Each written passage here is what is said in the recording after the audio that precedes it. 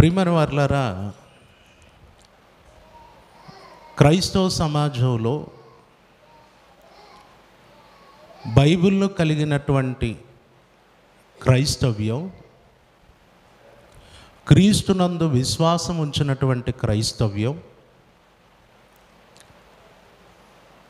ఎవరికి వారు సిద్ధాంతపరమైనటువంటి కొన్ని అడ్డుగోడలు అన్నవి కట్టుకున్నారు.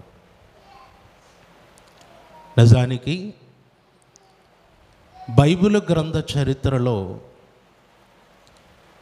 దేవుని ప్రజలైన ఇశ్రాయేలీయులకు అన్యజనులకు మధ్యన ఉన్న అడ్డుగోడ ఒకే ఒక్కటి, అది ధర్మశాస్త్రం అనే అడ్డుగోడ. యేసుక్రీస్తుల వారు తన మరణము ద్వారా ఆ అడ్డుగోడను పడగొట్టి ఉభయులను ఏం చేశాడు? ఏకం చేశాడు. ఉభయులను ఏకం చేశాడు అంటే యూదులను అన్యజనులను ఒకటిగా చేశాడు తన సంఘంలో. అంటే ఒకప్పుడు ధర్మశాస్త్రము అమలులో ఉన్నప్పుడు, ధర్మశాస్త్రం అన్నది ఉన్నప్పుడు, నాటి ఇశ్రాయేలీల ఆలోచనలో వారికి ఏముండేది అంటే, మేము వేరు, ఇదిగో ఇశ్రాయేలీలు కాని వారు, వారు అన్యజనులు, వారు వేరు, మేము ధర్మశాస్త్రము కలిగిన వారం, మేము దేవుని ప్రజలం, మేము సున్నతి కలిగిన వారం అని చెప్పి ఈ ధర్మశాస్త్రం అనే అడ్డుగోడ ఉండటం వల్ల యూదులు అన్యజనులతో ఎప్పుడు కూడా కలిసేవారు కారు. అంటే ఒకప్పుడు అన్యజనులకు ఇశ్రాయేలీయులకు మధ్యన ఏ గోడ ఉండేది? ఏ గోడ ఉండేదంటే ధర్మశాస్త్రం అనే గోడ. విధిరూపకమైన ఆజ్ఞలు గల ధర్మశాస్త్రం ఏదైతే ఉందో ఆ అడ్డుగోడ ఉండటాన్ని బట్టి వీళ్ళు కలవలేదు. సమరయ స్త్రీ ప్రభుతో అంటుంది, యూదుడవైన నీవు సమరయ స్త్రీనైన నన్ను దాహమునకిమ్మని ఎలాగో అడుగుచున్నావు. ఎందుకు యూదులు సమరయులతో సాంగత్యం చేయరు? ఎందుకు సాంగత్యం చేయరంటే మధ్యలో ఏముంది? ఒక అడ్డుగోడ ఉంది, అదే ధర్మశాస్త్రం.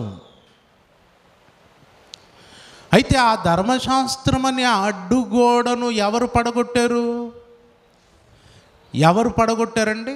యేసుక్రీస్తుల వారు. ఒకసారి చూద్దాం.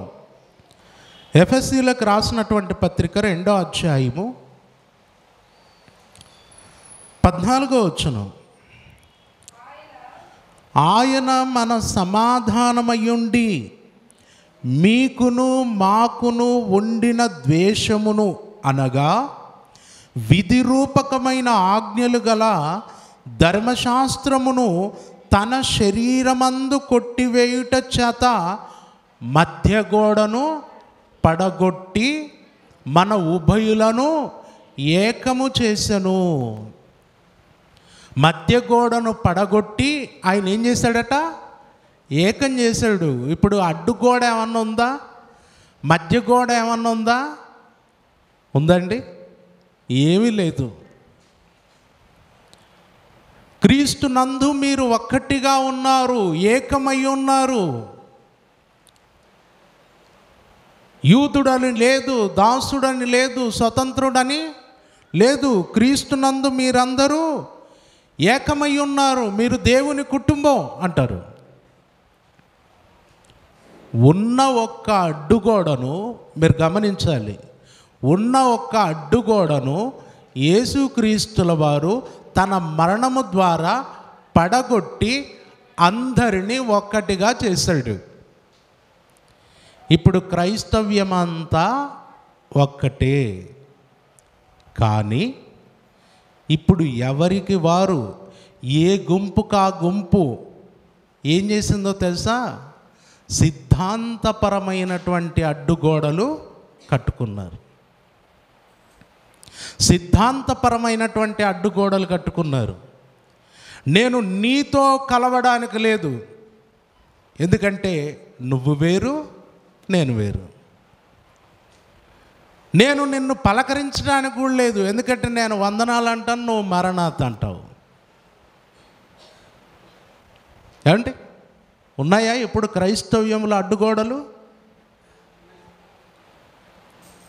ఒకడేమో ఇంటర్నేషనల్ అట, ఒకడేమో నేషనలో మరేదో తెలీదు.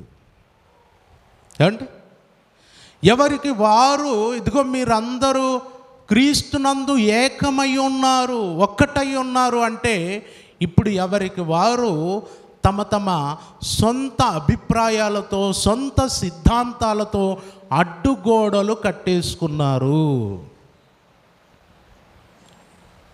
ఇప్పుడు ఈ సంఘస్థుడు, మన సంఘస్థుడు ఎక్కడికైనా వెళితే అండ్ మీరు ఏం ఆలోచించకుండా ఆదివారం ఏ ఊరికైనా వెళ్ళారనుకోండి, అక్కడ చర్చి ఎక్కడుందో చూసుకొని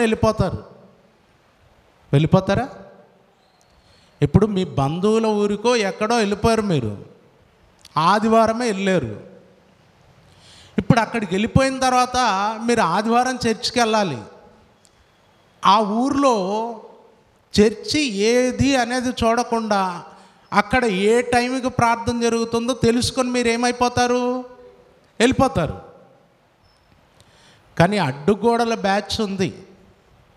వాళ్ళు ఎలాగో తెలుసా? వాళ్ళు ఏ సంఘమో, ఏ సిద్ధాంతమో, ఆ సిద్ధాంతము కలిగిన మందిరం ఆ ఊర్లో ఉంటేనే పోతారు, లేకపోతే పోరు. ఇప్పుడు అన్నిటికీ పోయేటోళ్ళు ఎవరంటే మీరే, అంటే మన సంఘమే, మన వాళ్ళే అనమాట. మనకేమి గోడలు లేవు కదా, అంటే గోడలు లేవు, డైరెక్ట్ వెళ్ళిపోతాం మనం అంతే. కానీ కొంతమంది ఎంత ఇదో తెలుసా, ఈ ఊర్లో మన సంఘం ఉందా అని అడుగుతాడు. ఏ సంఘం మన సంఘం? ఉన్నది ఒక సంఘమే, బైబిల్ చెప్పిన సంఘం. ఆ సంఘములోనే అందరం ఒక్కటిగా ఉన్నాం. కానీ ఇక్కడ ఏమడుగుతాడు? మన సిద్ధాంతాలు కలిగిన సంఘం, మన పద్ధతులు ఆచరించే సంఘం ఇక్కడ ఎక్కడుంది తెలుసుకొని అక్కడికి వెళ్తాం అన్నమాట. తెలుసుకొని అక్కడికి వెళ్తాం, లేకపోతే ఇంట్లోనైనా కూర్చుంటాం.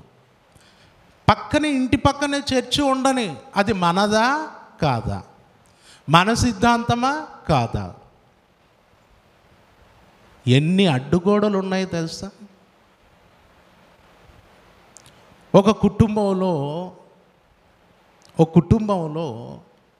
కుటుంబ యజమాని చనిపోయాడండి. ఆ కుటుంబంలో అతను మాత్రమే ప్రార్థనకి వెళ్ళాడు, మిగతా వాళ్ళందరూ వెళ్తారు, అతను మాత్రం వెళ్ళడు, మిగతా వాళ్ళంతా వెళ్తారు. ఇప్పుడు వెళ్ళేవారిని బట్టి ఇప్పుడు ఆ కుటుంబ యజమాని చనిపోతే సేవకులు, సంఘము రావాలంటారా వద్దంటారా? రావాలా వద్దా? ఇప్పుడు ఆ వ్యక్తి సంఘానికి రావట్లా, ఆ వ్యక్తి ప్రభువుని నమ్ముకోలే. కానీ ఇక్కడ మన దగ్గరకు వచ్చేటటువంటి కుటుంబానికి అతను ఒక యజమాని. ఇప్పుడు ఆ యజమాని చనిపోయాడు. ఇప్పుడు ఆ యజమానిని సమాధి చేయటానికి, కార్యక్రమం కొరకు, కుటుంబాన్ని ఆదరించడానికి ఎవరు రావాలి? సంఘం రావాలి. కానీ ఒక సంఘం ఉందండి, ఆ సంఘంలో సభ్యులైన వారి పరిస్థితి ఎలా ఉంటుందో తెలుసా? మీ ఫ్యామిలీలో ఎవరైనా సంఘానికి రానివారు, ప్రభువును విశ్వసించని వారు చనిపోతే వారు రారు. ఎందుకు రారు? అతను సంఘానికి రాలేదు, ప్రభువునందు విశ్వాసం ఉంచలేదు. కాబట్టి మేము రాము. మీ ఇష్టం అది. అప్పుడు వీళ్ళు ఏం చేస్తారంటే మళ్ళీ ఎవరినైనా ఒక సేవకుని పిలుచుకుంటారు. చూడండి ఎలా ఉన్నాయి అడ్డుగోడలు. తర్వాత ఇంకొక విచిత్రం ఏంటో తెలుసా, వాళ్ళు ఒకవేళ కార్యక్రమం కొరకు వచ్చినా వారికి భోజనం వండి పెట్టాల్సింది కూడా వాళ్ళ సంఘస్థులే, వేరే వారు వండితే తినరు, వేరే వాళ్ళు వండి పెడితే తినరు. ఏమంటే వాళ్ళ సంఘస్థుల్ని ముందు పంపించి, యేసు ప్రభు కదా బాప్తిసం ఇచ్చి యోహాను పంపించాడు చూడండి, ఆ టైపులో వీళ్ళు ముందు పంపించి వాళ్ళ సంఘస్థుడు భోజనం వండితేనే ఆ ఇంట్లో వీళ్ళు ఏం చేస్తారు, భోంచేస్తారు. ఎన్ని అడ్డుగోడలండి. అసలు బైబిల్లో ఉన్న అడ్డుగోడ ఏంటి? ఎన్ని గోడలు ఉన్నాయి? ఒకటే అడ్డుగోడనే. అది ప్రభు ఏం చేశాడు? ఉందా పడిపోయిందా? ఉందా పడగొట్టాడా? పడగొట్టాడు, అయిపోయింది. ఇప్పుడు ఒక్కొక్క గుంపుకు ఒక్కో అడ్డుగోడ, ఒక్కో గుంపు ఒక్కో విధంగా బలంగా కట్టేసుకున్నారు కొంతమంది. కదిలిస్తే కూడా కదలదు అది. అలా ఎవరికి వారు అడ్డుగోడలు, సిద్ధాంతపరమైన అడ్డుగోడలు కట్టుకొని, ఇప్పుడండి మనం ఏదైనా మాట్లాడామనుకోండి, ఇప్పుడు ఎలా ఉందో చూడండి, ఏదైనా మాట్లాడామనుకోండి, వాళ్ళు ఏ గుంపులో అయితే ఉన్నారో, ఏ సిద్ధాంతాల క్రింద ఉన్నారో, వాళ్ళ సిద్ధాంతానికి అనుకూలంగా ఉంటేనే, అలా మాట్లాడితేనే అంగీకరించేలా ఉన్నారు. లేకపోతే వద్దు, ఇది మనకు సంబంధం లేదు. నువ్వు బైబిల్లో చూపించి చక్కగా మాట్లాడినా సంబంధం లేదు. మనకేం కావాలి? మన సంఘ సిద్ధాంతాల ప్రకారం బోధ చేస్తున్నాడా లేదా? ఏమండి ఇప్పుడు అదే చూస్తున్నారు. ఇప్పుడు యేసుక్రీస్తుల వారు పుట్టినవాడు అని నేను అన్నాను అనుకోండి, పుట్టినవాడు అని నేను చెబితే, పుట్టినవాడు అని ఆల్రెడీ చెబుతున్నవాడు సపోర్ట్ చేస్తాడు, లేకపోతే రాళ్ళు మొత్తం. నిత్యుడు అని చెప్పాను అనుకోండి, నిత్యుడు అని చెప్తే నిత్యుడు అని నమ్మేవాళ్ళు మనోడే అన్నా. రాఘవేంద్ర మనోడే. ఎందుకు మనోడు? ఎట్లా మనవాడు? నిత్యుడు అని చెప్తున్నాడు కాబట్టి. ఎలా ఉన్నాయో చూడండి అడ్డుగోడలు, మీకు అర్థమైందా? నిత్యుడని చెబితే ఏమండి ఈ కాంపౌండ్కు చెందిన వాళ్ళం, పుట్టినవాడని చెప్తే ఆ కాంపౌండ్కు చెందిన వాళ్ళం, రెండు కాదని చెప్తే వీడు మనోడే కాదు. ఇది ఏ కాంపౌండో తెలియదు. అందుకే నేను బైబిల్ కాంపౌండ్లో, బైబిల్ పరిధిలో, బైబిల్లో ఉన్నటువంటి విషయాన్ని చెప్పదలిచాను. ఎవడు ఏ కాంపౌండ్కు చెందినవాడు ఎలా తీసుకున్నా మనకు సమస్య లేదు.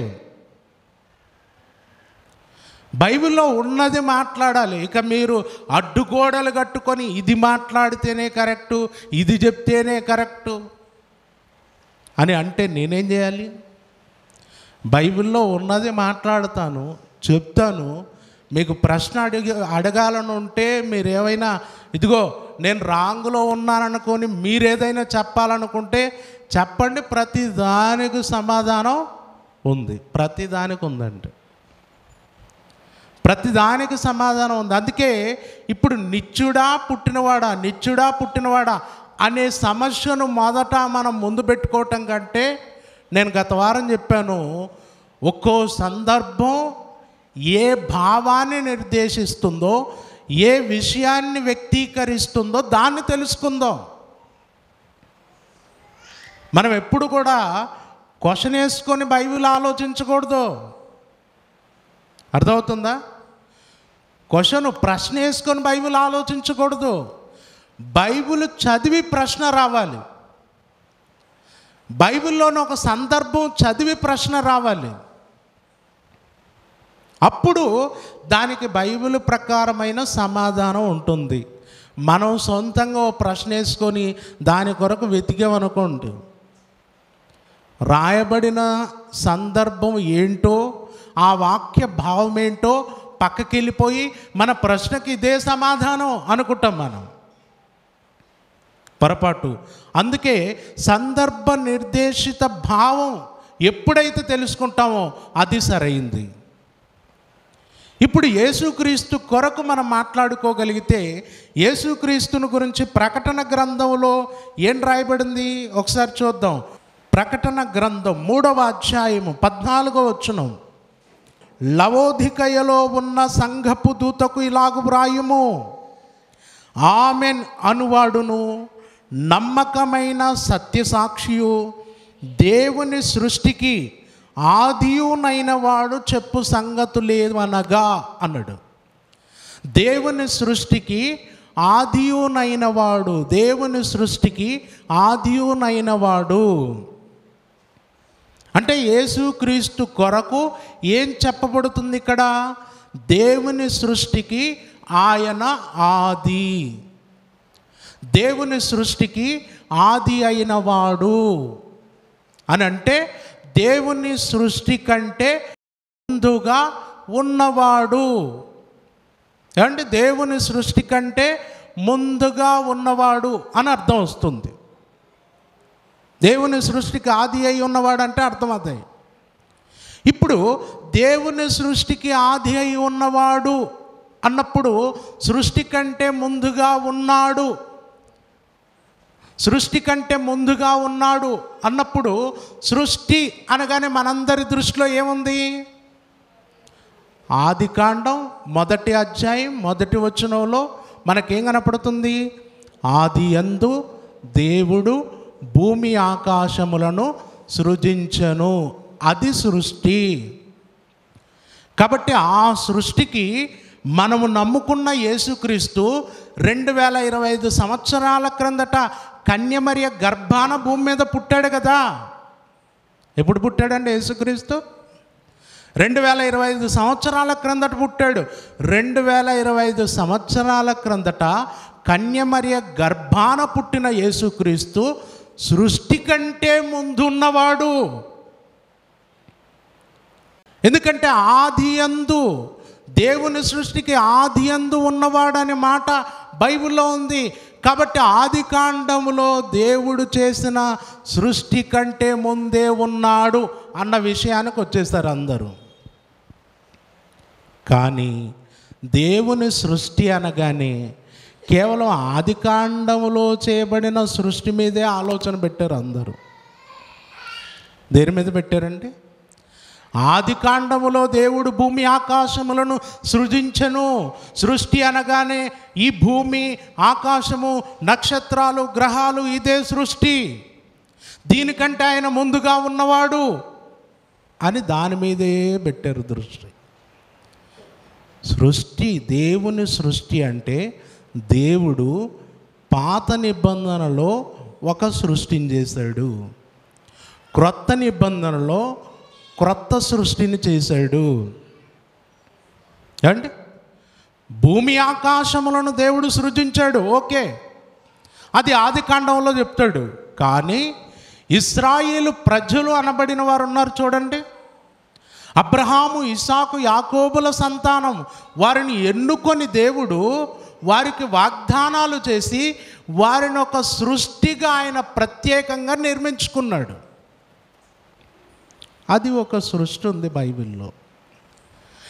నెక్స్ట్ దేవుని ప్రణాళిక ప్రకారం, దేవుని వాగ్దానాల ప్రకారం దేవుడు సంఘము అనే ఒక క్రొత్త సృష్టిని చేశాడు. దేన్ని చేశాడమ్మా? సంఘము అనే క్రొత్త సృష్టిని చేశాడు. ఇప్పుడు మీరు బాగా ఆలోచించండి. యేసుక్రీస్తుల వారు దేవుని సృష్టికి ఆది సంభూతుడు అని అంటే, దేవుని సృష్టి అనగానే ఇక్కడ ఆదికాండములో ఆయన చేసిన సృష్టి దగ్గరికి వెళ్ళకూడదు. దేవుడు చేసిన సృష్టి అంటే దేవుడు క్రొత్త నిబంధనలో సంఘము అనే ఒక నూతన సృష్టిని చేశాడు. సంఘం అనే నూతన సృష్టిని చేశాడు. ఇప్పుడు ఈ నూతన సృష్టికి ఈ నూతన సృష్టికి యేసుక్రీస్తు ఆది సంభూతుడు, అనగా సంఘము యొక్క నిర్మాణమున కంటే ముందు ఉన్నవాడు. అదెలా? అలా అర్థం చేసుకోవచ్చా ఈ విషయాన్ని? అలా చెప్పొచ్చా? క్రొత్త నిబంధనలో ఇలా చెప్పటానికి ఎన్నో ఎన్నో వాక్యాధారాలు ఉన్నాయి. ఇప్పుడు నేను వాటిని త్వరగా క్లుప్తంగా మీ ముందు పెడతాను. ఒకసారి చూడండి. అపోస్తలుడైన పౌలు గారు కొరింథీయులకు రాసినటువంటి మొదటి పత్రిక 8వ అధ్యాయము 6వ వచనం చూద్దాం. ఆకాశమందున్నవైనను భూమి మీదనైనను దేవతలు అనబడినవి ఉన్నను మనకు ఒక్కడే దేవుడున్నాడు అని అంటూ క్రింద అంటున్నాడు, ఆయన తండ్రి. అండ్ ఒక్కడే దేవుడున్నాడు. ఆకాశమందైనను భూమి మీదనైనను దేవతలు అనబడినవి చాలా ఉన్నాయి. దేవతలు అనబడుతున్నారా? చాలామంది దేవుళ్ళుగా దేవతలుగా అనబడుతున్నారు. కానీ ఎంతమంది మనుషుల చేత అనబడుతున్నా దేవుడు మాత్రం ఒక్కడే. ఆ దేవుడు మనకేమై ఉన్నాడు? తండ్రి అన్నాడు. తండ్రి. ఓకే, క్రింద ఏమంటున్నాడు? ఆయన నుండి సమస్తమును కలిగేను అన్నాడండి. అంటే తండ్రి నుండి, దేవుని నుండి సమస్తము కలిగింది అని చెప్తున్నాడు. సమస్తము కలిగింది అని చెప్తున్నాడు. తర్వాత క్రింది వచనంలో చూస్తే ఆయన నిమిత్తము మనమున్నాము. ఆయన నిమిత్తము మనమున్నాము. సమస్తము ఆయన వలన కలిగింది, ఆయన నుండి కలిగింది, ఆయన నిమిత్తం మనం ఉన్నాము అని అంటూ, మరియు మనకు ప్రభు ఒక్కడే అన్నాడండి. మనకు ప్రభు ఒక్కడే. ఎవరి ప్రభు? యేసుక్రీస్తు. అండి అపోస్తల కార్యముల్లో పేతురు గారు చెప్తారు, కొర్నేలి ఇంట్లో యేసుక్రీస్తు అందరికీ ప్రభు అని చెప్తాడు. ప్రభు ఎలా అంటే అదే పేతురు గారు అపోస్తల కార్యం 2వ అధ్యాయంలో చెప్తాడు, మీరు సిలువ వేసిన ఈ యేసునే దేవుడు ప్రభువుగాను క్రీస్తుగాను నియమించను. అంటే సమస్తమును కలిగించినటువంటి దేవుడు, సృష్టికర్త అయినటువంటి దేవుడు, తండ్రి అయిన దేవుడు యేసు క్రీస్తు అను రక్షకుణ్ణి ప్రభువుగా క్రీస్తుగా ఏం చేశాడట? నియమించాడు. అపోస్తల కార్యంలో రాయబడి ఉంది. అందుకే పేతురు అన్నాడు, యేసుక్రీస్తు అందరికీ ప్రభు అన్నాడు. ఇప్పుడు మళ్ళీ పౌలు గారు ఏం చెప్తున్నారు? మరియు మనకు ప్రభు ఒక్కడే, ఆయన యేసుక్రీస్తు. ఆయన ఎవరు? యేసుక్రీస్తు. ఓకే, ఇప్పుడు చూడండి, ఆయన ద్వారా సమస్తమును కలిగేను అంటున్నాడు. ఇప్పుడు ఇక్కడ మీరు బాగా కొంచెం నిలబడి ఆలోచించాలి. నిలబడతారా పోతారా? అమ్మ ఇక్కడ నిలబడతారా పోతారా? ముందుకు కొంచెం నిలబడండి. చాలామంది దాటి వెళ్ళిపోయే వాళ్ళు ఉన్నారు. మా దగ్గర ఒక ఆయన ఉన్నాడు, తొందరగా దాటి వెళ్ళిపోదాం అంటాడు. ఎట్టు దాటిపోతారో మరి. అంటే టైంను త్వరగా కవర్ చేస్తూ ముందుకు వెళ్ళటం కరెక్టే, కానీ వాక్యాన్ని మాత్రం ఎప్పుడు దాటిపోకూడదు సుమా, దాటిపోకూడదు. ఓకే, ఇప్పుడు మీరు పైన తండ్రిని గురించి చదివేటప్పుడు బాగా ఆలోచించండి. ఆయన తండ్రి, ఆయన నుండి సమస్తమును కలిగెను, ఆయన నిమిత్తం మనం ఉన్నాం. ఇది కోట్ చేసుకోండి. ఇప్పుడు క్రింద ఏమంటున్నాడు? ప్రభు ఒక్కడే, ఆయన యేసుక్రీస్తు. ఆయన ద్వారా, ఎవరి ద్వారా? యేసుక్రీస్తు ద్వారా, ఆయన ద్వారా సమస్తమును కలిగెను. ఆయన ద్వారా సమస్తమును కలిగెను. తర్వాత క్రింద ఏమంటున్నాడు?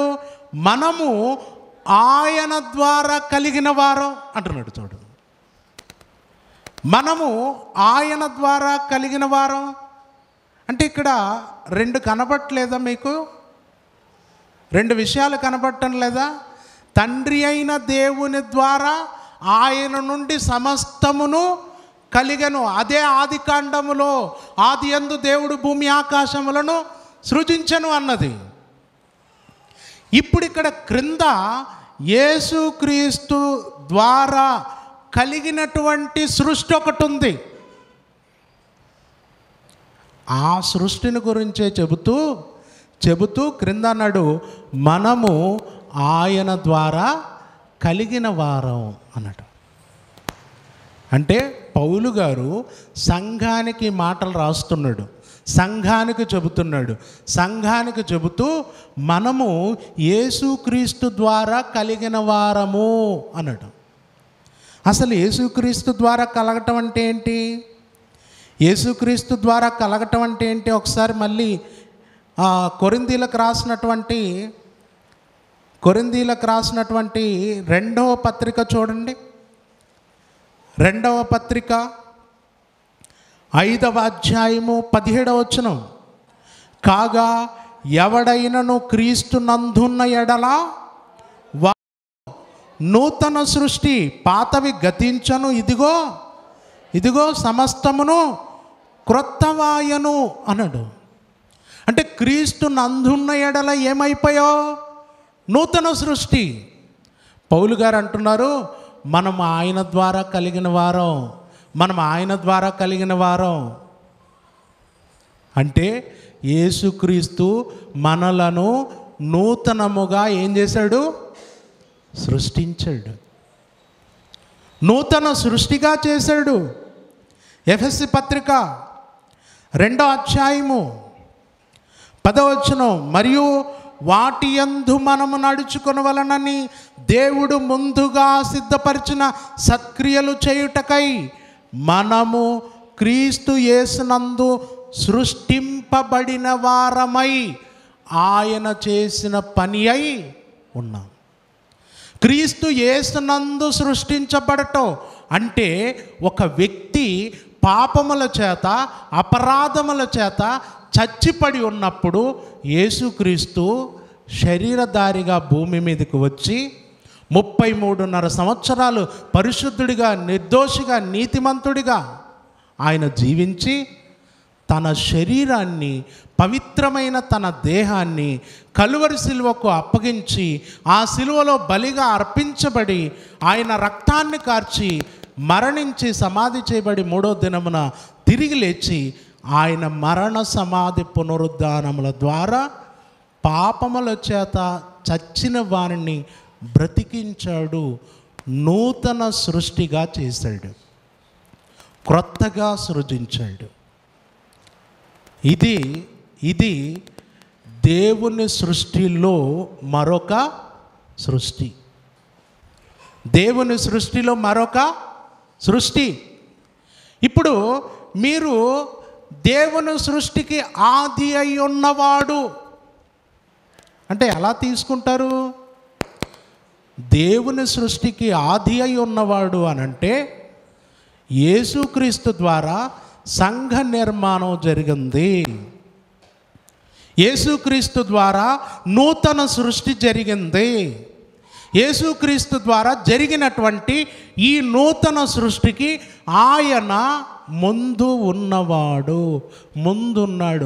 సంఘ నిర్మాణమునకు ముందున్నాడు. ఏమండి? దేవుడు ఆది కాండములో కలగజేసిన సృష్టికి ముందున్నాడు కాదండి, సంఘ నిర్మాణానికి ముందున్నాడు. సంఘం ఎప్పుడు ప్రారంభమైంది? పెంతెకోస్తు పండుగ దినాన కాదా? పెంతెకోస్తు పండుగ దినానేనా? పెంతెకోస్తు పండుగ దినాన. ఓకే, సంఘము పెంతెకోస్తు పండుగ దినాన ఆరంభమైతే ఆ సంఘ నిర్మాణకుడు ఎవరు? యేసుక్రీస్తు. ఆ సంఘానికి పునాది ఎవరు? యేసుక్రీస్తు. ఈ బండ మీద నా సంఘమును కట్టుదును అన్నది ఎవరు? యేసుక్రీస్తు. ఇప్పుడు ఆయన కట్టిన ఆ సంఘం ఏదైతే ఉందో ఆ సంఘము ప్రారంభము కాకముందే ఉన్నాడు. ఆయన ఈ భూమి మీద పుట్టాడు. ఇంకొక అద్భుతమైన విషయం చెప్తాను. సంఘము అనేది ఉంది కదా, మొదటి శతాబ్దములో పెంతకోస్తు పండుగ దినాన ఆరంభమైంది. ఈ సంఘము అనేది క్రీస్తు ద్వారా స్థాపించబడటానికంటే ముందే దేవుని ప్రణాళికలో ఉంది. ఉందా లేదా? ఈ సంఘము గురించి దేవుడు ముందే చెప్పాడా లేదా? చెప్పాడు లేదండి? చెప్పాడు. ఒకసారి చూద్దాం.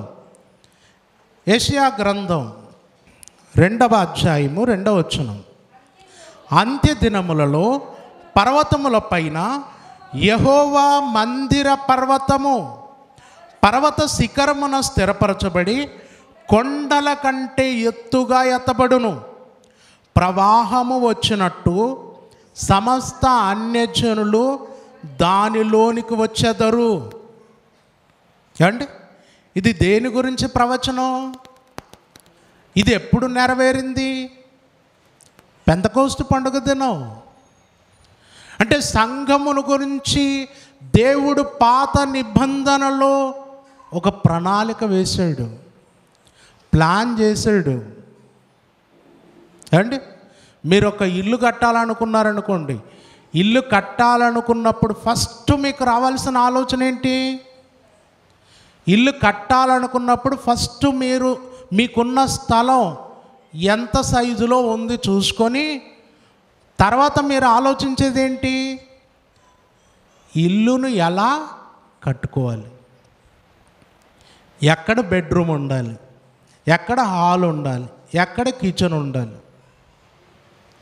అండ్ ముందు ప్లాన్ వేసుకుంటారా? తర్వాత లేదంటే అంత గౌండని తీసుకొచ్చి ముగ్గు పోసేసి ఇంకా స్టార్ట్ చేయంటారా? ముందు ప్లాన్ ఉంటుందా ఉండదా? ఉంటుందా ఉండదండి? కొంతమందికి ప్లాన్ లేకుండా కడతారు. అందుకే వచ్చినోడు ఒక్కొక్కటి చెప్పిపోతాడు. చెప్పకొద్దీ పగలగొట్టుకోవడమే వీళ్ళు. ఏంది ఈ మూల ఇట పెట్టినారంటే ఆ మూల పగలగొడతాడు.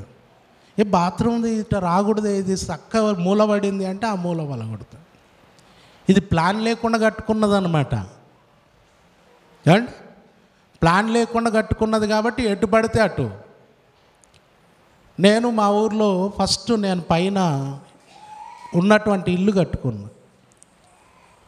నేను ఒక ప్లాన్ లేకుండా నేను కట్టుకుంటే వచ్చినోడల్లా చెప్పటమే, ఇది ఇట్టెందుకు ఉంది, ఇది ఇట్టెందుకు పోయింది, అసలు వంటగది ఈడు ఎవడన్నా పెడతాడా అన్నాడు ఒకడు వచ్చి.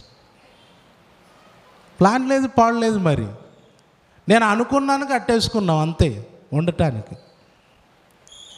ఇప్పుడు ప్లాన్ లేకుంటే ఎటు పడితే అటు కడతాం, తర్వాత పడగొట్టుకుంటూ ఉంటాం. కానీ ఒక ఇంజనీర్ ప్లాన్ చేసి కట్టాడు అనుకోండి ఇల్లు, అది ఎలా ఉంటుంది? కరెక్ట్గా ఉంటుంది.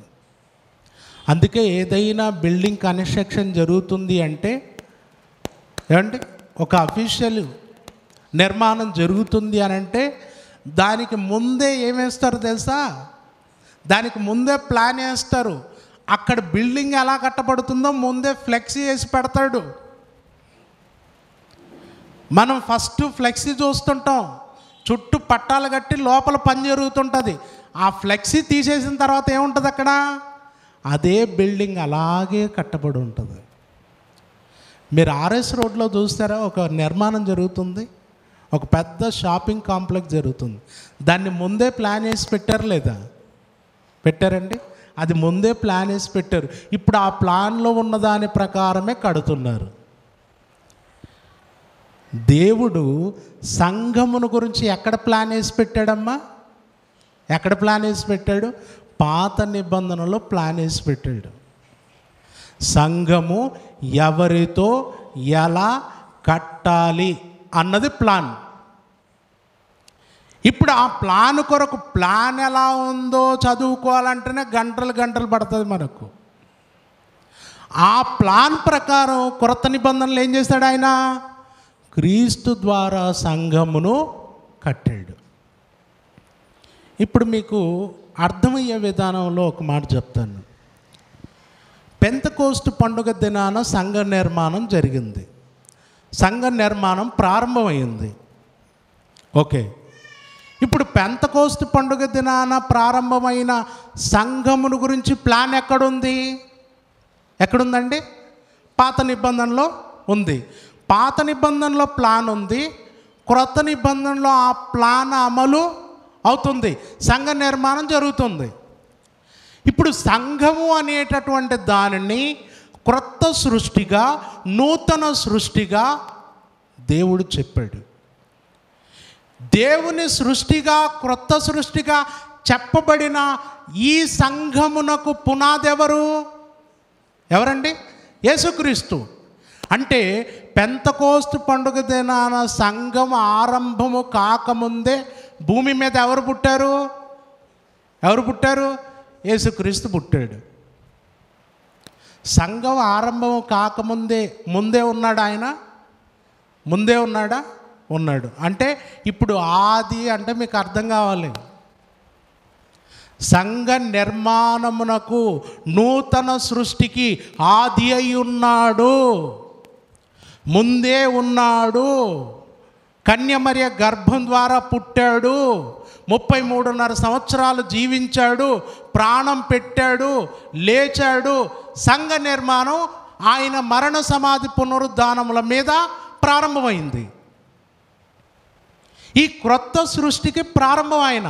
ఓకే, ఇప్పుడు సంఘము అనేటటువంటిది మొదట పాత నిబంధనలో ఏమైందని చెప్పుకున్నాం? ప్రణాళికలో, ప్లాన్లో ఉందని చెప్పుకున్నాం. ఉందా? ప్లాన్లో ఉంది. మరి సంఘ నిర్మాణము కొరకు పాత నిబంధనలో ప్లాన్ అనేది ఉంటే యేసుక్రీస్తు ఉన్నాడా లేడా? ఏమంటే అర్థమైందా ప్రశ్న? ఇప్పుడు పెంతెకోస్తు పండుగ దినాన సంఘం ఆరంభమైతే ఆ సంఘ నిర్మాణము కంటే ముందే ఉన్నాడా యేసుక్రీస్తు? ఉన్నాడా? ఉన్నాడు. ఇప్పుడు ఈ సంఘమును గురించి పాత నిబంధనలు ఏముంది? ప్లాన్ ఉంది. యెషయా గ్రంథంలో చదువుకుంటాం, ఇర్మియా గ్రంథంలో చదువుకుంటాం, అండ్ ప్రవక్తల గ్రంథాలలో సంఘమును గురించిన విషయాలు ఎన్నో చదువుకుంటాం. అంటే దేవుని యొక్క ప్రణాళికలో సంఘ నిర్మాణం గురించి ముందే ఉంది. ఎఫెసీ పత్రికలో కూడా అదే చెప్తాడు. ఇప్పుడు మరి సంఘ నిర్మాణం గురించి ప్లాన్ పాత నిబంధనలో ఉన్నప్పుడు యేసుక్రీస్తు ఏమై ఉన్నాడు?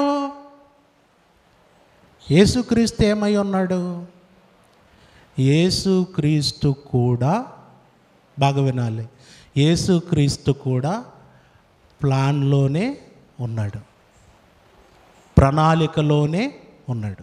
అంటే దేవుడు సంఘమనే నూతన సృష్టిని కట్టాలి అనుకున్నాడు. ఎవరి ద్వారా కట్టాలనుకున్నాడు? ఎవరి ద్వారా? యేసుక్రీస్తు ద్వారా కట్టాలనుకున్నాడు. మీరు జాగ్రత్తగా ఆలోచించాలి. పాత నిబంధనలో సంఘము ప్రణాళికలో ఉంది. సంఘ నిర్మాణకుడైన, కారకుడైన యేసుక్రీస్తు కూడా ఏమై ఉన్నాడు? ప్రణాళికలోనే ఉన్నాడు. అదెలా అంటే ఇది నేను చెప్పిన మాట కాదు, యేసుక్రీస్తుల వారు చెప్పిన మాటే. ఒకసారి లూకాసు వార్త 24వ అధ్యాయము 44వ వచనం చూడండి. లూకాసు వార్త 24వ అధ్యాయము 44వ వచనం. అంతటా ఆయన మోషే ధర్మశాస్త్రములోను, ప్రవక్తల గ్రంథములలోను, కీర్తనలలోను నన్ను గూర్చి వ్రాయబడి ఉన్నది. ఎక్కడ రాయబడి ఉందండి? యేసుక్రీస్తు గురించి ఎక్కడ రాయబడి ఉంది?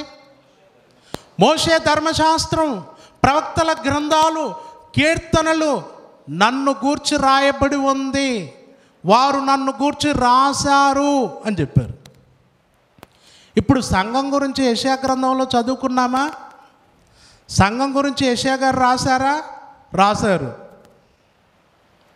ఇర్మియా గారు రాశారా? రాశారు. ఎజెకియెల్ గారు రాశారా? రాశారు. ఇప్పుడు సంఘము గురించి ప్రణాళికలో ముందే ఉంది అన్న విషయం ఎలాగైతే రాయబడిందో, యేసుక్రీస్తు గురించి కూడా ఏముందట? మోషే రాశాడట. ప్రవక్తలు ఆయనను గురించి రాశారట. కీర్తనల గ్రంథములు ఆయనను గురించి రాయబడిందట. ఇప్పుడు మీరు బాగా ఆలోచించండి. ఆయనను గురించి రాయబడి ఉంది అనే మాట ఇది నా సొంత మాట కాదు, యేసుక్రీస్తుల వారు చెబుతున్న మాట. తర్వాత మరొక విషయం మనం చూడగలిగితే, యోహాను సువార్త 1వ అధ్యాయము 43వ వచనం. మరునాడు ఆయన గలిలయకు వెళ్ళగోరి ఫిలిప్పును కనుగొని నన్ను వెంబడించుమని అతనితో చెప్పాను. ఫిలిప్పును నన్ను వెంబడించు అని పిలిచాడట. తర్వాత క్రింద ఏమంటున్నాడు? ఫిలిప్పు బెస్తయిదావాడు, అనగా ఆంద్రేయ పేతురు అనువారి పట్టణపు కాపురస్తుడు. ఫిలిప్పు నతనీయేలును కనుగొని, ప్రభు మొదట ఎవరిని పిలిచాడు? ఎవరిని పిలిచాడు? నన్ను వెంబడించమని ఫిలిప్పును పిలిచాడు. ఇప్పుడు ఫిలిప్పు ప్రభు దగ్గరకు వచ్చాడు. వచ్చిన తర్వాత నెక్స్ట్ నతనీయేలు ఫిలిప్పుకు కనబడ్డాడట. నతనీయేలు కనబడితే నతనీయేలుతో ఫిలిప్పు ఏం చెప్తున్నాడు? నతనీయేలును కనుగొని ధర్మశాస్త్రములో మోషేయు ప్రవక్తలను ఎవరిని గూర్చి వ్రాసిరో ఆయనను కనుగొంటిమి. ఎవరిని గూర్చి రాసిరో ఆయనను కనుగొంటిమి. ఫిలిప్పు ఏమంటున్నాడు అంటే, ఫిలిప్పుకు ప్రభువును కలుసుకోగానే, ప్రభు దగ్గరకు రాగానే తెలిసిన విషయం ఏంటి? ప్రభువును గురించి మనము పాత నిబంధన లేఖనాలలో మా కొరకు మెస్సియా వస్తాడు, రక్షకుడు వస్తాడు, ఆయన మమ్మల్ని సమకూరుస్తాడు, సంఘముగా కడతాడు అని ఎవరిని గురించి అయితే మేము చదువుకుంటున్నామో ఈయనే. అంటే పాత నిబంధనలో ప్రవక్తలు ఎవరి గురించి రాశారో ఆయనను మేము ఏం చేసాం? ఇప్పుడు కనుగొన్నాము అన్నాడు. అంటే ఇప్పుడు పాత నిబంధనలో యేసుక్రీస్తుని గురించి మోషే ఏం చేశాడు? రాశాడు. ప్రవక్తలు ఏం చేశారు? రాశారు. కీర్తనల గ్రంథంలో రాశారు. ఇప్పుడు యేసుక్రీస్తు భూమి మీద పుట్టి చేసిన ప్రతి కార్యం గురించి, చేసిన ప్రతి దానిని గురించి దేవుడు పాత నిబంధనలు ఏం చేశాడు? ముందే రాసి పెట్టాడు. ఇప్పుడు పాత నిబంధనలో ఆయనను గురించి రాయబడి ఉంది అన్నది బైబిల్ చెప్పిన మాట. రాయబడి ఉంది అని చెప్పిన మాట. ఇప్పుడు బాగా ఆలోచించండి. యేసుక్రీస్తు గురించి పాత నిబంధనలో రాయబడితే, రాయబడినటువంటి ఆయనను దేవుడు కాలము పరిపూర్ణమైనప్పుడు ఏం చేశాడు? భూమి మీద కన్యమరియ గర్భాన పుట్టించాడు. ఇప్పుడు రాయబడినవాడు అని మనం చెప్తూ ఉంటే మన వాళ్ళు ఏమంటున్నారు? అలా కాదు, అది కాదు, ఆయన సృష్టి కంటే ముందుగా ఉన్నవాడు, దేవునితో సమానుడు, దేవుడు సృష్టించేశాడు, దేవునితో పాటు ఈయన కూడా సృష్టించేశాడు, సృష్టికి ముందటి నుండి ఉన్నాడు అని అంటూ మరీ భయంకరమైన విషయాలు ఏంటో తెలుసా? అబ్రహాముకు ప్రత్యక్షమైన దేవదూత, మోషేకు ప్రత్యక్షమైన దేవదూత, ఇశ్రాయేలులకు ప్రత్యక్షమై నడిపించిన దేవదూత ఎవరో కాదు, యేసుక్రీస్తు అని చెప్పారు. యాకోబు రాత్రంతా పెనుగులాడాడు. ఎవరితో పెనుగులాడాడో తెలుసా మీకు? ఎవరితో? దేవదూతతో. దేవదూత అంటే ఎవరనుకున్నారు? దేవదూత ఎవరను? యేసుక్రీస్తు. అంటే యేసుక్రీస్తుతో పెనుగులాడాడు అని చెప్పారు. ఇప్పుడు వీరందరికీ నేను అడిగేది ఒక్కటే, పాత నిబంధనలో ఇశ్రాయేలులను నడిపించిన దూత, మోషేకు ప్రత్యక్షమైన దూత, తర్వాత అబ్రహాముకు ప్రత్యక్షమైన దూత, ఏమండి యాకోబును ఆశీర్వదించిన యెహోవా దూత యేసుక్రీస్తు అని మీరంటే ఆ మాట మీరు చెప్పటం కాదు, ఇశ్రాయేలుల మధ్య యేసు రక్షకుడని ప్రకటిస్తున్న అపోస్తులు చెప్పాలి. ఎవరు చెప్పాలి? ఎవరు చెప్పాలి? అపోస్తులు. ఇప్పుడు మీరు స్టెఫెను మాటలు చదవండి. స్టెఫెను రాశాడు, స్టెఫెను చెప్పాడు. ఆనాటి ప్రధాన యాజకుల మధ్య యేసుక్రీస్తు గురించి మాట్లాడాడు. స్టెఫెను గారి మాటల్లో మోషేకు దూత ప్రత్యక్షమైంది అని చెప్పాడు. ఇప్పుడు స్టెఫెను ఎవరి కొరకు చెప్పాలని అక్కడ నిలుచుంది? ఎవరి కొరకు? యేసుక్రీస్తు కొరకేనా? యూదుల మధ్య ఎవరి కొరకు చెప్పాలని నిలుచున్నాడు? యేసుక్రీస్తు కొరకు చెప్పాలని నిలుచున్నాడు. యేసుక్రీస్తు కొరకు చెప్పాలని నిలుచొని యేసుక్రీస్తు మోషేకు ప్రత్యక్షమై ఉంటే ఎంత ధైర్యంగా చెప్తాడు చూడండి. చెప్తాడా చెప్పడా? చెప్పడా? చెప్తాడు. కానీ ఏం చెప్పాడు ఒకసారి చూద్దాం. అపోస్తలుల కార్యములు 7వ అధ్యాయము 30వ వచనం నుండి చదువుదాం. 40 ఏండ్లైన పిమ్మట సీనాయి పర్వతారణ్యమందు ఒక పొదలోని అగ్నిజ్వాలల్లో ఒక దూత అతనికి అగుపడెను. మోషే చూచి ఆ దర్శనమునకు ఆశ్చర్యపడి దాన్ని నిదానించి చూచుటకు దగ్గరకు రాగా, నేను మీ పితరుల దేవుడను, అబ్రహాము, ఇసాకు, యాకోబుల దేవుడను అని ప్రభువాక్కు వినబడెను గనుక మోషే వనికి నిదానించి చూచుటకు తెగింపలేదు. ఇక్కడ ఎవరని చెప్తున్నాడు? స్పష్టంగా దేవదూత అని చెప్తున్నాడు. దేవదూత అని చెప్తున్నాడు. కానీ వీళ్ళు మన వాళ్ళ సమస్య ఏంటంటే, దేవదూత నేను అబ్రహాము దేవుడని అంటదా, నేను ఇసాకు దేవుడని అంటదా, నేను యాకోబు దేవుడని అంటదా అన్నట్టు. అంటే ఇక్కడ దేవదూత అలా ఎందుకంటది? నేను అబ్రహాము దేవుడనని దేవదూత అనటానికి అధికారం ఎక్కడా ఉందా? దేవదూతకు ఉందా? లేదు. కాబట్టి ఇక్కడ దేవదూత నేను అబ్రహాము దేవుడను, ఇసాకు దేవుడను, యాకోబు దేవుడను అని అన్నది కాబట్టి ఇక్కడ వచ్చిన దేవదూత ఎవరు? ఎవరు? యేసుక్రీస్తు అని చెప్పాడు. మీరు బాగా ఆలోచించండి. ఏమంటే మనం చాలాసార్లు మన మధ్యకు వాకింగ్ చెప్పడానికి ఫారినర్స్ వచ్చారు, మిషనరీలు వచ్చారు. ఏమంటే దొరలు అంటాం మనం వాళ్ళను. దొరలు వచ్చారు. ఇప్పుడు ఆ దొరలు ఇంగ్లీష్లో మాట్లాడితే మనకు తెలుగులో ట్రాన్స్లేట్ చేయాలి కాబట్టి పక్కన ఎవరుంటారు? ఎవరుంటారు? ట్రాన్స్లేటర్ ఉంటారు. ఇప్పుడు ఇతను ఇంగ్లీష్లో, దొరగారు ఇంగ్లీష్లో ఏమంటే అందరు బాగున్నారా అన్నాడు అనుకోండి, ఆయన ఇంగ్లీష్లో చెప్తాడు, నేను తెలుగులోనే చెప్తాను. ఆయన ఇంగ్లీష్లో అంటే మీరు అందరు బాగున్నారా అని పలకరించాడు అనుకోండి. ఇప్పుడు ఈ పక్కనున్న ఆయన ఏమంటాడు? దొరగారు మిమ్మల్ని బాగున్నారని అంటున్నాడు అంటాడా? ఈయన ఏమంటాడు?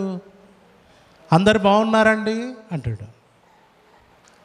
అంటే ఇక్కడ ఈయన ఏం చెప్తే ఇప్పుడు ఆయన ఏం చెప్పాలి? అదే చెప్పాలి.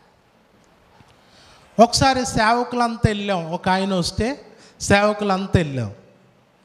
పక్కన ట్రాన్స్లేటర్ అన్నీ చెప్తా ఉన్నాడు.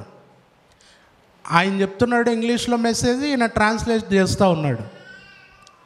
ఆయన ఏదో అడిగాడండి, ఇంగ్లీష్లో అడిగాడు, మాకు తెలియదు. ట్రాన్స్లేటర్ చెప్పాడు. ట్రాన్స్లేటర్ అడిగాడు మమ్మల్ని. ఆయన అడుగుతున్నట్టుగా ఈయన అడిగాడు. మేము ఇలాగే ఉన్నాం అందరం ఏమనకుండా. అప్పుడు ఈయన అన్నాడు, చెప్పండి అయ్యా బాబు, నాకు ట్రాన్స్లేటర్ రాదనుకుంటాడు ఆయన అన్నాడు. నాకు ట్రాన్స్లేషన్ రాదనుకుంటాడు, మీరు ఏదో ఒకటి చెప్పండి అన్నాడు. అంటే ఇక్కడ ఎవరు, ఈ పక్కనున్న వ్యక్తి ఎవరు? ఆయనకు ట్రాన్స్లేటర్ అంతే. ఇప్పుడు దేవదూత ఎవరండి? దేవుని చేత పంపబడిన దేవదూత దేవునికి మోషేకు మధ్యలో ఒక ప్రతినిధి. దేవుని మాటను దేవుని మాటగానే అందించాలి. ఇప్పుడు నేను మాట్లాడుతున్నాను, నా మాట గట్టిగా మీకు వినబడుతుందా? ఎలా వినబడుతుంది? దేని ద్వారా వినబడుతుంది? దేని ద్వారా? ఈ మైక్ సిస్టమ్ ద్వారా వినబడుతుంది. ఇప్పుడు ఇక్కడ నేను ఏది మాట్లాడితే అక్కడ అదే గట్టిగా వస్తుందా లేదా? అదే వస్తుందా? ఇప్పుడు నేను మీరు అందరు బాగున్నారా అన్నాను అనుకోండి, అలా కాకుండా రాఘవేంద్ర అన్న మిమ్మల్ని బాగున్నాడా అని అడుగుతున్నాడు, దయచేసి చెప్పండి అంటదా సిస్టమ్? అసలు ఎవరు దేవదూతలు? దేవుని చేత పంపబడిన వారు దేవుడి మాటను దేవుని మాటగా అందించాలి, అంతే. ఇవి పట్టుకున్నారు మహానుభావులు, పట్టుకొని లాగుతూ ఉన్నారు. దేవదూత ఆశీర్వదిస్తుందా? దేవదూత మరి నేను అబ్రహాం దేవుడు అని అంటదా? దేవదూత ఇలా చేస్తుందా అలా చేస్తుందా అని అంటే నేను అడిగాను, దేవదూత మరి దావీదు దగ్గర 70,000 మందిని చంపింది అన్నాను. ఎంతమందిని? ఖడ్గం పట్టుకొని 70,000 మందిని చంపింది. మరి యేసుక్రీస్తేనా అక్కడ అంటే అవును అన్నారు. మరి విచిత్రంగా, అంటే పాత నిబంధనలో యేసు ప్రభు ఏం చేశాడట? చంపుతాడు, ఆయనకు అధికారం ఉంది, మరి చంపుతాడు. 70,000 మందిని చంపింది ఆయనే. ఎంత విచిత్రం అండి. అసలు మీరు చెప్పే బోధ, నేను ఒక్కటే అడిగాను, మీరు 100 రెఫరెన్సులు చూపించండి, నాకు ఒక్క రెఫరెన్స్ కావాలి. ఏమని? పాత నిబంధనలో నేను మోషేకు ప్రత్యక్షమైతిని యేసుక్రీస్తు చెప్పాలి. నేను అబ్రహాముకు ప్రత్యక్షమైతిని యేసుక్రీస్తు చెప్పాలి. నేను యాకోబును దీవించి తిని యేసుక్రీస్తు చెప్పాలి. పోనీ ఈయన చెప్పకపోతే అపోస్తులులైనా చెప్పాలి. అపోస్తులు చెప్పని బోధ కొరకు ఎందుకయ్యా ఈ గొడవ? అపోస్తులు చెప్పని దాని కొరకు వేలు ఖర్చు పెట్టి మీటింగ్లు పెట్టారు. ఎందుకు? నువ్వు ఎంతైనా తిరుగు పాత నిబంధనలో, క్రొత్త నిబంధనలో దానికి సరి అయిన ఆధారము చూపించకపోతే నువ్వు చెప్పేదంతా వ్యర్థమా కాదా? అసలు అపోస్తులు చెప్పాలి. మీకు ఒక విషయం తెలుసా? క్రొత్త నిబంధన రాకపోతే, యేసుక్రీస్తు పుట్టకపోతే, యేసుక్రీస్తు ద్వారా క్రొత్త నిబంధన రాకపోతే అసలు పాత నిబంధనకు మనకు సంబంధమే. అసలు పాత నిబంధన ఎవరిది? పాత నిబంధన ఎవరిదండి? ఇశ్రాయేలీలు. ఇప్పుడు ఇశ్రాయేలీల గ్రంథములో ఇశ్రాయేలీలకు వాగ్దానము చేయబడిన మెస్సియా, మరియ గర్భాన పుట్టిన యేసు అనే ఆ రక్షకుడే అని అపోస్తులు చెబుతూ వచ్చారు. మోషే రాసింది ఈయనను గురించే, ప్రవక్తలు రాసింది ఈయనను గురించే అని అపోస్తులు అంత బలంగా చెబుతూ వస్తే మన వాళ్ళు ఇప్పుడు రివర్స్లో చెప్తున్నారు. అందుకే నేను మాకు చెప్పకండి, డైరెక్ట్ యూదులకు పోయి చెప్పండి అన్నా. ఏమని?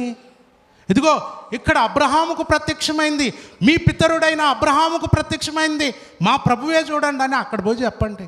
మాకెందుకు చెప్తారు? అంతే కదా. మీ మోషేకు ప్రత్యక్షమైంది, మా ప్రభువే. పొదలో ఆయనను పంపింది ఎవరు అనుకున్నారు? మేము నమ్ముకున్న ప్రభువే, నమ్మండ్రా దరిద్రులారా అని ఆడబోయి చెప్పండి మీరు. ఏమంటే ఇప్పుడు యెహోవా దూత యేసుక్రీస్తు అని చెప్పే బ్యాచ్ అంతా ఎక్కడ పోయి చెప్పాలి? ఎక్కడ పోయి చెప్పాలండి? ఎక్కడ పోయి చెప్పాలి? మీ దగ్గరికి వచ్చి చెప్పాలా? యెరూషలేము పోండి, పోయి అక్కడ యూదులు, మిగిలిన యూదులకు చెప్పండి పోయి. వాళ్ళు ఇంకా మెస్సియా కొరకు ఎదురు చూస్తున్నారు. ఇంకా ఆ పడిపోయిన గోడల దగ్గరికి వెళ్ళి ఇంకా దేవా మా కొరకు మెస్సియాను పంపించు అని ప్రార్థన చేస్తున్నారు ఇప్పటికీ ఆ గోడల దగ్గర. వాళ్ళ దగ్గరికి వెళ్ళి మీరు చెప్పండి, ఇదిగో ఇక్కడ ప్రత్యక్షమైన దూత క్రీస్తే అని, మా ప్రభువే అని చెప్పండి. ఎందుకు క్రైస్తవ్యాన్ని గలిబిలి? ఎందుకు అనవసరమైనటువంటి బోధలు? దేవుడు ఉన్నాడు, సృష్టికర్త ఉన్నాడు, అందరికీ సృష్టికర్త అయిన దేవుడు ఉన్నాడు. ఆయన ఒక ప్రణాళిక వేసుకున్నాడు. ఆ ప్రణాళికలో యేసుక్రీస్తును రక్షకుడు ఉన్నాడు. ఆ రక్షకుని ద్వారా సంఘస్థాపన, రాజ్యస్థాపన చేసి ఆయనను సర్వాధికారిగా నియమించి ఆయన ద్వారా అందరూ తన దగ్గరికి రావాలని దేవుడు ఒక ప్రణాళిక వేసుకున్నాడు. ఇది మనం మార్చటానికి వీలు లేదు. యేసుక్రీస్తు మహిమ తగ్గిపోతుందట, యేసుక్రీస్తుకు ఘనత లేకుండా పోతుందట. ఎవడు చెప్పాడు? మనిషిగా పుట్టి, బాగా వినాలి, మనిషిగా పుట్టి భూమి మీద దేవుడిలా బ్రతికి మృతులలో నుండి లేపబడి తండ్రి కుడిపార్శ్వమున ఆసీనుడై సంఘానికి శిరస్సై సర్వాధికారి అయి ఈరోజు పరలోకమందున్న దేవుని యొద్దకు వెళ్ళాలి అంటే యేసుక్రీస్తే మార్గం అన్నప్పుడు ఆయనకు మహిమ ఎక్కడ లేదు, ఘనత ఎక్కడ లేదు. పరలోకమందును భూమి మీదను ప్రతి వాని మోకాలు యేసుక్రీస్తు నామమున వంగునట్లు అన్నప్పుడు ఆయనకు మహిమ లేదా, ఘనత లేదా? ఇది కాదా ఘనత? ఆయన ఘనత కీర్తి తెచ్చిపెట్టాలని వీళ్ళు తీసుకొని పోయి ఎక్కడ పెట్టారు ఇప్పుడు యేసుప్రభును? తండ్రితో, సృష్టికర్తతో సమానునిగా చేసి, పుట్టుక లేదు, సమానుడు అంతే అని పెట్టేశారు. పుట్టటము అంటే మీరు గుర్తుపెట్టుకోండి, బైబిల్ ప్రకారం పుట్టటం అంటే కన్యమరియ గర్భం ద్వారా పుట్టటమే పుట్టటం. అంతకు మునుపు దేవుని ప్రణాళికలో ఉన్నాడు యేసుక్రీస్తు. ఇదే బైబిల్ చెప్పింది. మరి అక్కడ చాలా చోట్ల నేను దేవుని యొద్ద ఉన్నాను, అబ్రహాము కంటే ముందే ఉన్నాను అంటే ప్రతిదానికి సమాధానం ఉంది, ప్రతిదానికి సమాధానం ఉంది. బైబిల్ ఏది కూడా స్పష్టత ఇవ్వలేదు. మీకు మీరు అడ్డుగోడలు కట్టుకున్నారు, ఇదే సబ్జెక్టు, ఇదే రైటు. అలా అడ్డుగోడల్లో ఉన్నవాడికి ఎవరికి అర్థమవుతుంది? బైబిల్ ముందు పెట్టుకొని వాళ్ళ ఆలోచనలు పక్కన పెట్టేసి బైబిల్ స్పష్టంగా నువ్వు చదివితే నీకు అర్థమవుతుంది. ఈరోజు పాత నిబంధనలో యెహోవా దూత యేసుక్రీస్తుని పట్టుకొచ్చి ఎంత గలిబిలు రేపుతున్నారు. వ్రాయబడిందని చెప్పండి.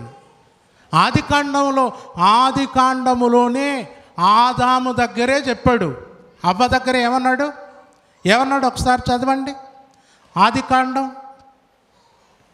ఆదికాండము 3వ అధ్యాయం, ఆదికాండం 3వ అధ్యాయం 15వ వచనం, మరియు నీకును స్త్రీకిని నీ సంతానమునకును ఆమె సంతానమునకును వైర్యము కలగజేసేదను, అది నిన్ను తల మీద కొట్టును. అది అన్న దగ్గర ఒకటి ఉంది, కింద పుట్టినోట్లు ఏమిచ్చాడు? ఆయన. అసలు ఈ మాట ఎవరి కొరకు చెప్పబడింది? ఇది ఎవరి కొరకు రాయబడింది? యేసుక్రీస్తు కొరకు రాయబడింది. అంటే దేవుని యొక్క ప్రణాళికలో యేసుక్రీస్తు ఉన్నాడు. దేవుడు అందుకే ప్రవక్తల ద్వారా ఆయనను గురించి రాసి పెట్టాడు, ప్లాన్ చేసుకున్నాడు. మొత్తం ప్లాన్ చేసుకొని క్రొత్త నిబంధనలో కన్యమరియ గర్భం ద్వారా యేసుక్రీస్తుల వారిని భూమి మీద పుట్టించి ఆయన అనుకున్న ప్లాన్ నెరవేర్చాడు. ఇప్పుడు చెప్పు, యేసుక్రీస్తు దేవుని కుమారుడు. ఆ కుమారుడు అంటే దానికి కూడా అర్థం ఉందండి. మళ్ళీ ఆత్మను కన్నాడు, ఆత్మను విభజించాడు అనేది కూడా రైట్ కాదు, అది కూడా సరైంది కాదు. కుమారుడు అనేదానికి అర్థం ఉంది. ఇప్పుడు ఇక్కడ యేసుక్రీస్తు దేవుని కుమారుడు, యేసుక్రీస్తు సర్వాధికారి, యేసుక్రీస్తు సంఘానికి శిరస్సు, యేసుక్రీస్తు దేవుడు. యేసుక్రీస్తు ఏంటండి? దేవుడు. ఎందుకంటే భూమి మీద మనుష్యులుగా అందరూ బ్రతికితే మనుషులుగా బ్రతికిన అందరూ పాపముల చేత అపరాధముల చేత చచ్చిపడి ఉంటే మనిషిగా భూమి మీద పుట్టి తన బ్రతికిన కాలమంతా దేవత్వము కలిగి బ్రతికాడు. దేవత్వం యొక్క పరిపూర్ణత క్రీస్తు శరీరమందు నివసించుచున్నది. అందుకే ఎవరైనా అన్నారండి, నన్ను చూసిన వాడు దేవుణ్ణి చూసినట్టు, తండ్రిని చూసినట్టు అని ఎవరైనా అన్నారా బైబిల్లో? యేసుక్రీస్తు ఒక్కడే అన్నాడు, నన్ను చూసినవాడు తండ్రిని చూసినట్టు అని. దేవుణ్ణి ఎవరునూ ఎప్పుడునూ చూడలేదు. తండ్రి రొమ్మునున్న అద్వితీయ కుమారుడే ఆయనను బయలుపరిచాను. యేసుక్రీస్తు బయలుపరిచాడు, యేసుక్రీస్తు చూపించాడు. దేవుణ్ణి యేసుక్రీస్తు శరీరధారిగా బ్రతికిన దినముల్లో చూపించాడు. దేవత్వం కలిగి ఉన్నాడు. దేవుడు అని చెప్పటంలో తప్పు లేదు. తండ్రి అయిన దేవుడు, సర్వసృష్టికర్త అయిన దేవుడు ఆయన ఉన్నాడు. ఆయన వలన భూమి మీద పుట్టినటువంటి యేసుక్రీస్తు సంఘమునకు ఆది సంభూతుడు. ఆది సంభూతుడు అనగా మొదట ఉన్నవాడు. సంఘమును గురించి పాత నిబంధనలో ప్రణాళిక జరిగితే ఆ సంఘానికి ముందే యేసుక్రీస్తుని గురించి ప్రణాళిక జరిగింది. భూమి మీద ఆయన భౌతికంగా పుట్టిన తర్వాత ఆయన ద్వారా సంఘ నిర్మాణం ఆరంభమైంది. సంఘమునకు ఆది సంభూతుడు, నూతన సృష్టికి ఆది సంభూతుడు. ఇది అంగీకరించటానికి చివరిగా ఒక్క మాటను చదువుకొని మనం ముగించుకుందాం. అపోస్తలుడైన పౌలు గారు కొలసీలకు రాసినటువంటి పత్రిక మొదటి అధ్యాయము 15వ వచనం. గత వారం చెప్పాను, మళ్ళీ ఈ మాటను ఆలోచిద్దాం.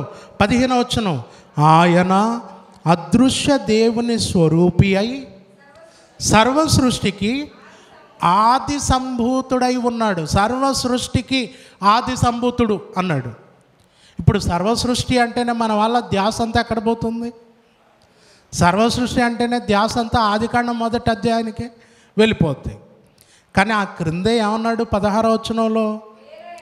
ఎలా అనగా ఆకాశమందున్నవియు భూమి అందున్నవియు దృశ్యమైనవి కానీ అదృశ్యమైనవి కానీ అవి ఏవి అంటే ఆకాశమందున్నవి, భూమి అందున్నవి, అదృశ్యమైనవి, దృశ్యమైనవి, అవి సింహాసనములైనను, తర్వాత ప్రభుత్వములైనను, ప్రధానులైనను, అధికారములైనను సర్వమును ఆయన యందు సృజించబడెను. ఎవరి యందు? ఆయనందు. ఎవరి యందు? యేసుక్రీస్తు నందు. ఆయన యందు సృజించబడెను. సర్వమును ఆయన ద్వారాను ఆయనను బట్టి సృజించబడెను. ఆయనను బట్టి సృజించబడెను. ఏవి? సింహాసనాలు. ఏవి? అధికారం. అంటే ఇక్కడ సర్వ సృష్టి అనగానే ఏది? సింహాసనాలు, అధికారం, ప్రధానులు. ఏమండి? ఇవన్నీ వీటి గురించే చెప్తున్నాడు ఇక్కడ. మీరు చూడండి, నెబుకద్నెజరును దేవుడు సింహాసనం మీద కూర్చోబెట్టాడు.